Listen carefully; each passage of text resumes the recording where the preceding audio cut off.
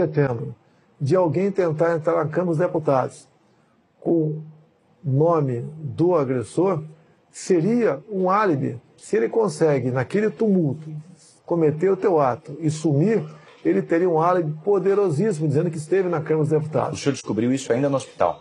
Isso chegou ao meu conhecimento. Que reação o senhor no teve hospital? A reação da indignação. E nós não queremos fabricar um responsável, nem culpar esse ou aquele partido ou grupo ideológico. Nós queremos buscar a verdade e sinto que não se tem muita dificuldade de chegar à verdade. Afinal de contas, um ato como esse não pode partir da cabeça de uma pessoa de forma isolada. Até o seu depoimento ele foi muito contraditório em vários momentos. A Polícia Civil também faz um trabalho paralelo em Juiz de Fora. E acredito ainda que a Polícia Federal poderá dar uma resposta a isso, porque o inquérito, um encerrou e o outro foi instaurado. Então, espero que brevemente tenhamos uma resposta para isso. A política brasileira não pode escambar para esse lado. Eu sou acusado de disseminar o ódio e quem leva a facada sou eu. Justamente nesse aspecto, na denúncia, os procuradores disseram que esse foi um atentado também à democracia. O senhor que sentiu esse ataque na pele é chamado pelos seus adversários de alguém que não respeita a democracia, não respeita a Constituição. Como é que o senhor responde a essa acusação? Olha, não respeito onde? Dizem que eu ataco negros. Onde você tem um vídeo meu, um áudio atacando negros? O meu sogro é o Paulo Negão. A minha filha tem sangue negro em suas veias.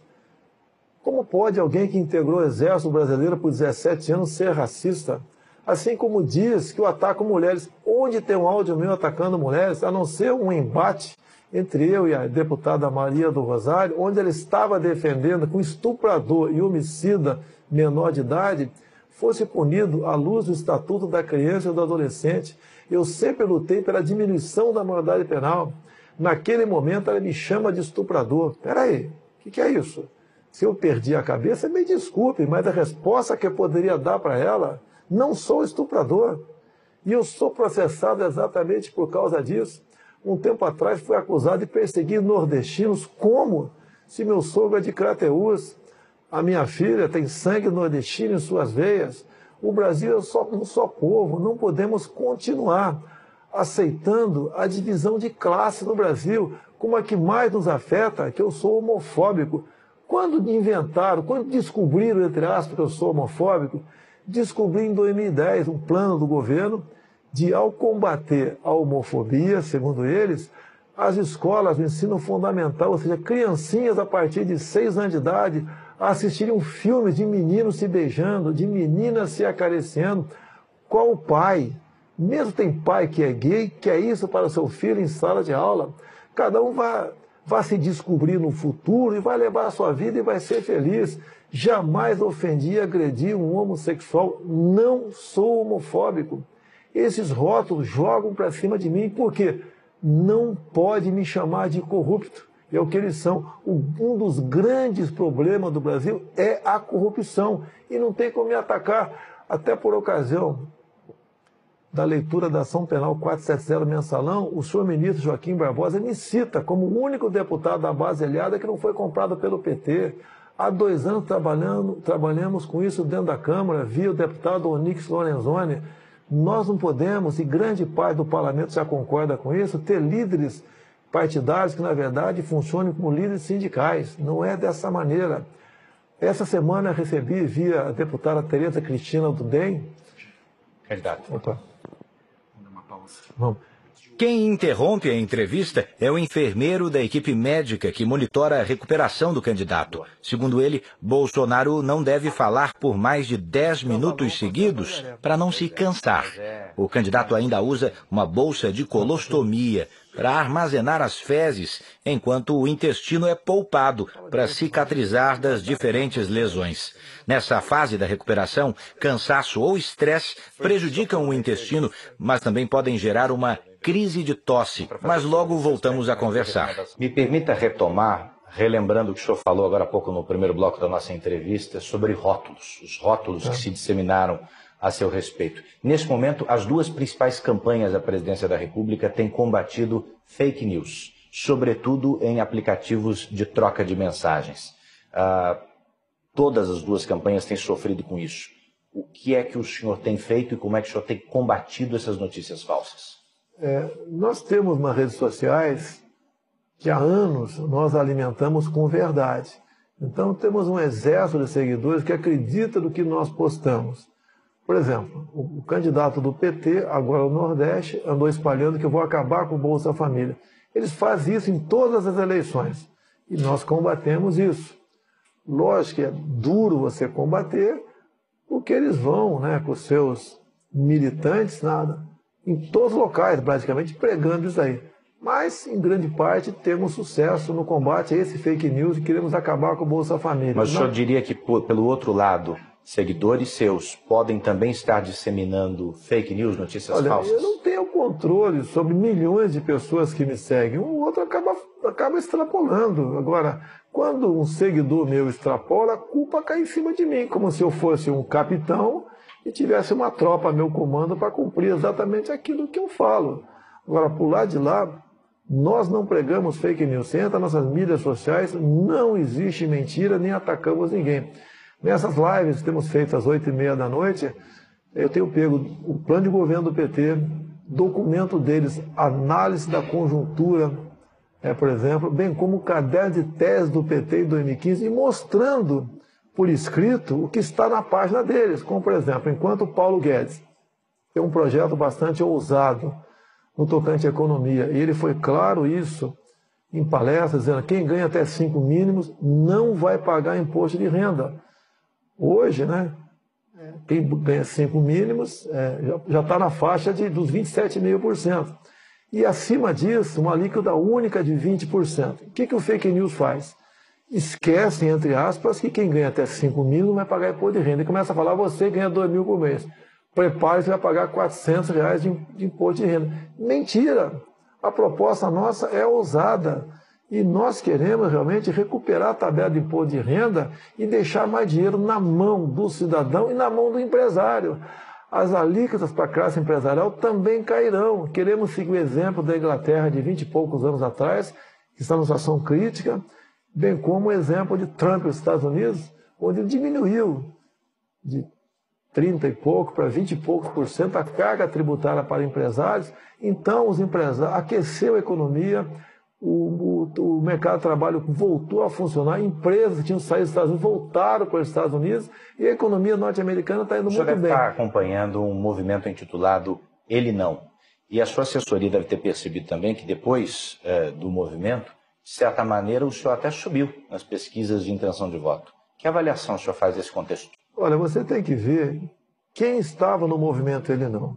Artistas que há muito vem mamando na Lei Rouanet. Você não tem quem está no Ele Não que não esteja na Lei Rouanet. A Lei Rouanet é importante, mas para o artista raiz, o artista sertanejo, aquele que realmente traz consigo a cultura brasileira. Ninguém quer abandonar a cultura. O que o senhor acredita que depois dele, ainda assim, subiu nas pesquisas? É que o outro lado, que a maioria, vê quem é que está me atacando. Tá certo? E ao ver, já faz uma análise imediata, que eles estão errados, nós estamos certos. Será que eu sou tão mal assim?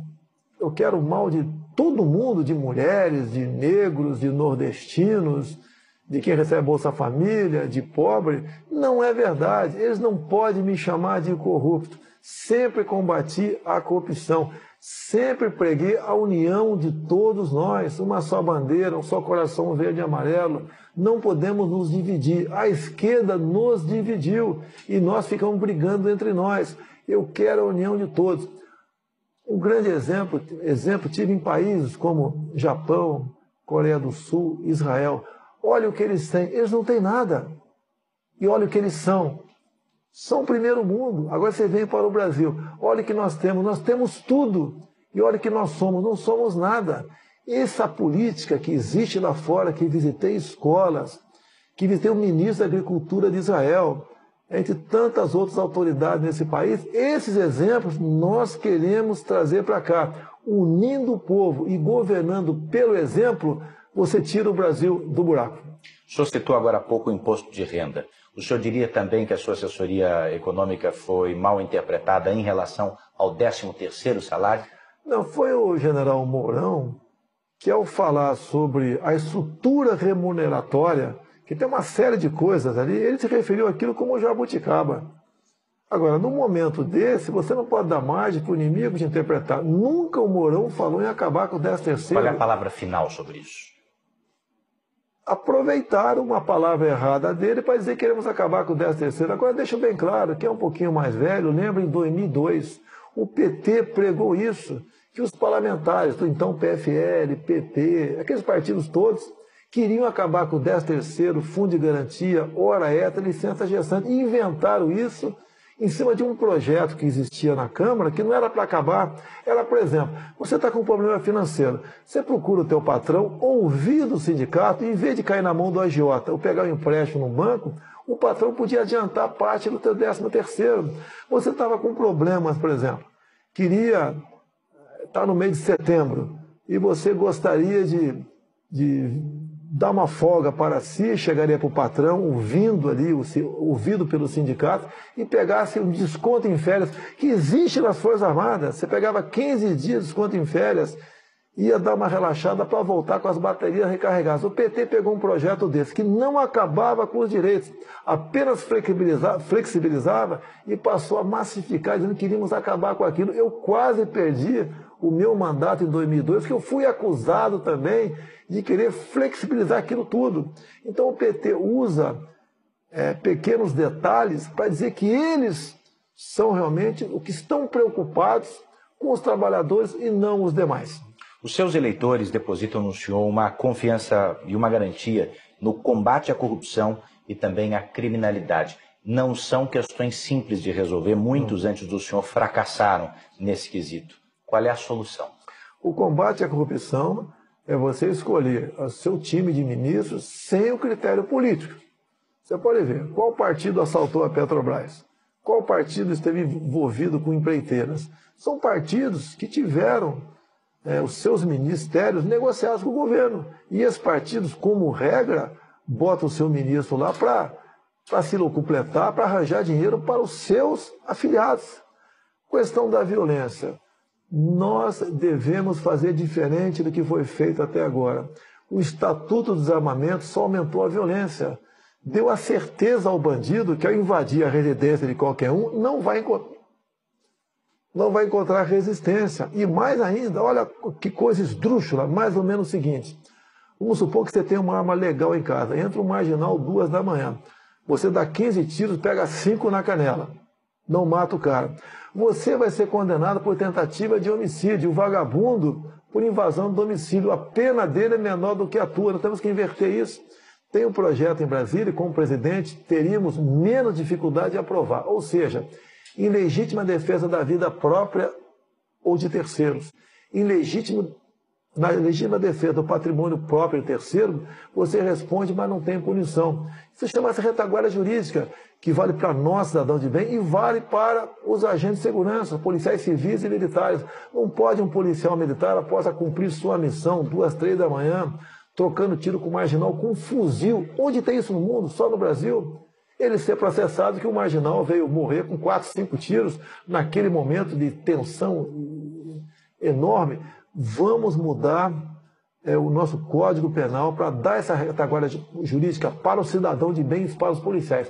Agindo dessa maneira, tenho certeza que a violência diminuirá. Falando também sobre corrupção, candidato. Mais uma interrupção. Uma nova interrupção na entrevista é feita a pedido da equipe médica. Desta vez, Bolsonaro já demonstra cansaço, porque faz pausas maiores entre as frases. Eu retomo a entrevista falando de corrupção. Candidato, o senhor acabou de falar antes dessa nossa pausa sobre criminalidade, mas também sobre corrupção.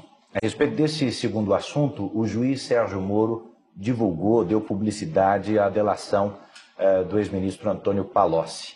Que impacto o senhor acredita que essas revelações terão na urna, no voto? Sempre há um impacto. O Palocci, antes mesmo de qualquer delação, ele já vinha colaborando. Ele foi um homem muito próximo do governo. Ele conta as entranhas do poder. Não tem como ele não fugir da verdade. E ele quer colaborar e vem colaborando. Então, parabéns ao Palocci, né? Porque Quem não erra como ser humano? E ele tenta, logicamente, diminuir o dano ocasionado em todo o Brasil com suas ações. Ele mesmo disse, nas últimas campanhas de Dilma Rousseff, gastou-se em torno de R$1,5 bilhão de reais. E quase 1 bilhão foi Caixa 2. Fala de contratos de publicidade com a Petrobras, fala um montão de coisa. Agora, a corrupção está colado no PT. Não tem como querer desvincular o que acontece na corrupção do PT. Nós devemos evitar que esse estado de coisa continue no Brasil.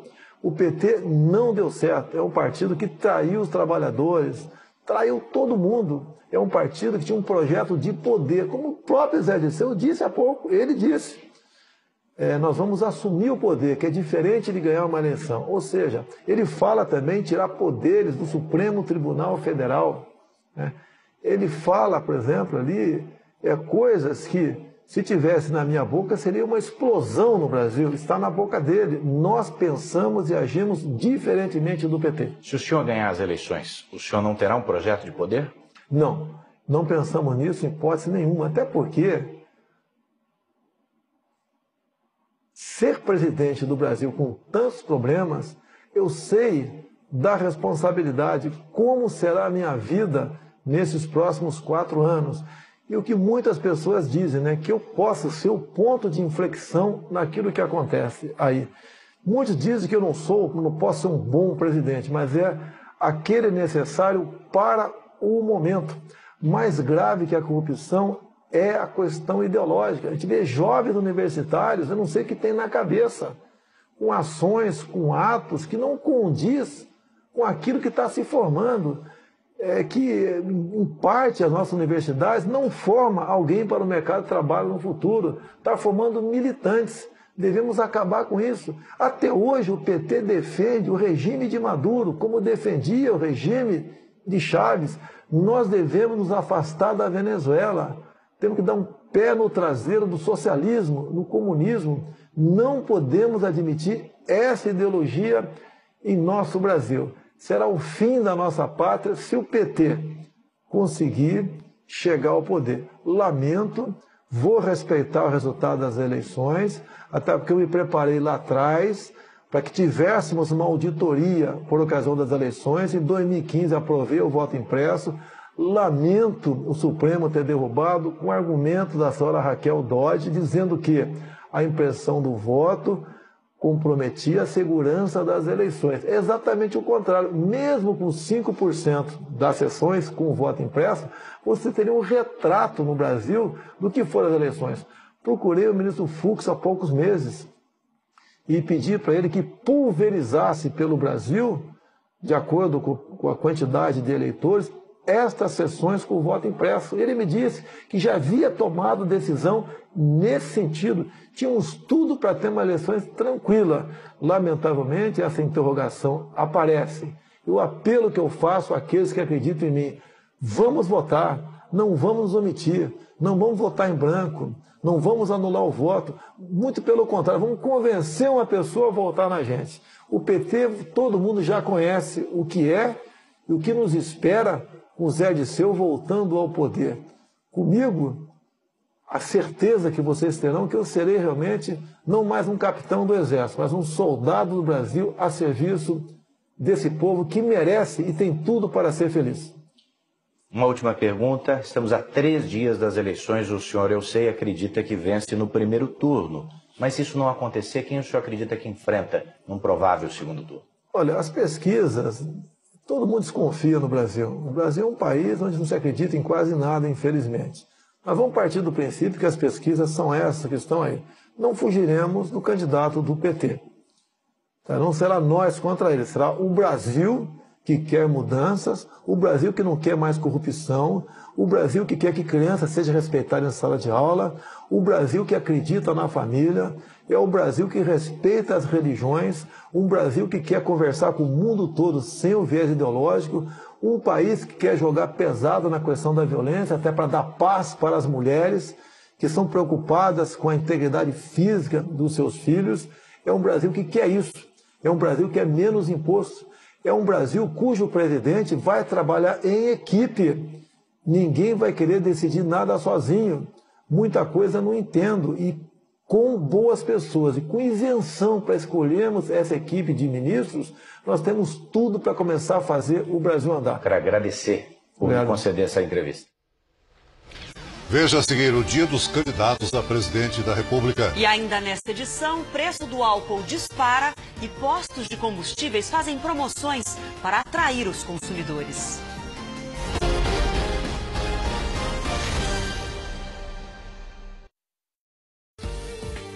Jornal da Record.